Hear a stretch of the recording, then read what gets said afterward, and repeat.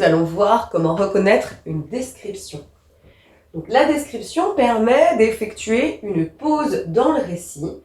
On pourra décrire un personnage et dans ce cas, on appelle cela un portrait. Mais on peut également décrire un lieu, une situation, un objet, un animal.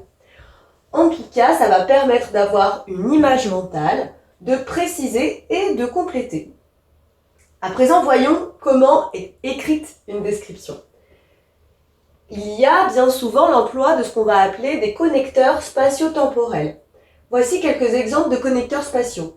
En haut, en bas, à droite. Et des connecteurs temporels comme après, la veille, puis.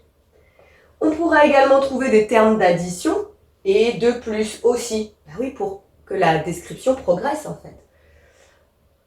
On pourra également y voir des verbes de perception, sentir, voir, entendre. La description est écrite soit au présent, soit à l'imparfait. Et il y a l'emploi d'adverbes, d'adjectifs, de propositions relatives, de compléments du nom, de comparaison et de métaphores. Souvent, les adjectifs sont précis et variés. À quoi va servir une description ? Eh bien, une description peut servir à donner des informations ou bien à faire une pause, et c'est ce qu'on va appeler la fonction narrative. Mais parfois, ça peut aussi servir à faire passer un message au lecteur, parce qu'il peut y avoir un petit message caché, et dans ces cas-là, eh bien, il s'agit d'une fonction dite symbolique. Symbolique signifiant un peu comme une métaphore, métaphorique.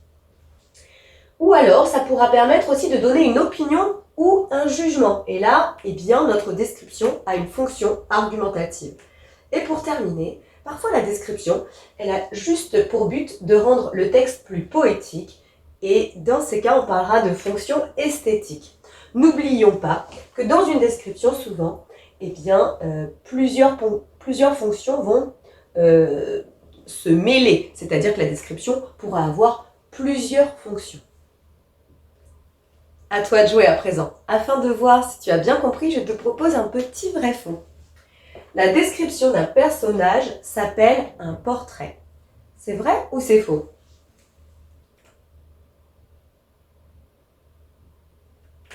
C'est vrai.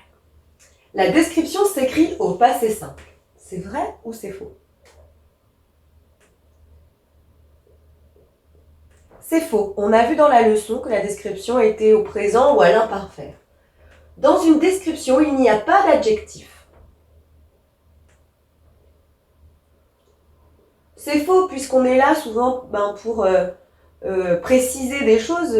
Justement, l'adjectif, c'est un élément qui est très utilisé dans une description. Une description peut avoir plusieurs fonctions. C'est vrai.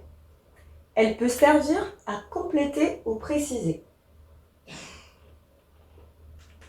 C'est vrai. Et dans une description, on retrouve souvent des connecteurs spatio-temporels, donc des indicateurs de temps temporel et de lieux spatiaux. C'est également vrai. Si c'est toujours un peu difficile, eh bien, il y a les exercices en ligne que tu peux utiliser pour t'améliorer. Mais j'espère que c'est quand même plus clair pour toi maintenant. À bientôt. Maintenant que tu as tout compris, entraîne-toi en faisant les exercices ci-dessous.